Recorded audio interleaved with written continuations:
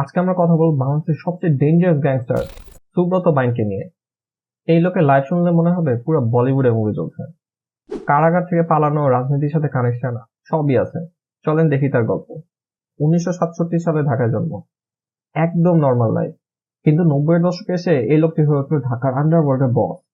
আর তার গ্রুপের নাম জানেন কি? 7 স্টার গ্রুপ। শুনলেই হাসি আসে না? 7 স্টার গ্রুপ কিভাবে একটা আন্ডারওয়ার্ল্ড বস হতে পারে? চাঁদাবাজি, জমি দখল, হুমকি, যা কিছু বেআইনি তাতেই উনি মাস্টার। এখন মজা শুরু। এই লোক কিন্তু শুধু গ্যাংস্টার না, রাজনীতির সাথেও সখ্য ছিল। 1991 সালে একটি রাজনৈতিক দলের সাথে কাজ করে। দলের নাম বি দিয়ে শুরু। আর তখনকার স্বরাষ্ট্রমন্ত্রীর সাথেও দারুণ খাতির ছিল। এমনকি বড় বড় বিএনপি নেতারাও তার জন্মদিনে যেত। এক কথায় তিনি একটি স্টার সন্ত্রাসী। এমনকি 2001 সালে ইন্টারপোল তার নামে রেড নোটিশ দিয়ে দেয়। ব্যাস, সাহেব পালিয়ে গেলেন কলকাতা। সেখান থেকেও অপরাধ চালিয়ে গেছেন।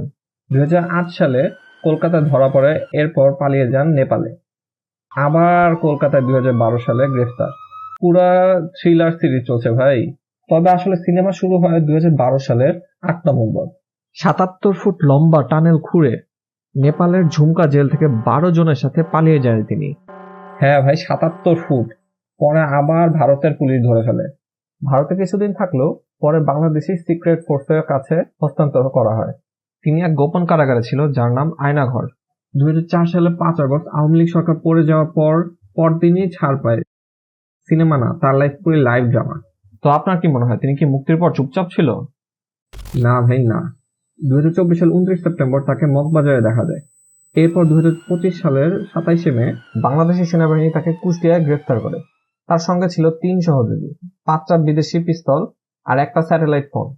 তিনি এখন অস্ত্র আইনে রিমান্ডে আছে।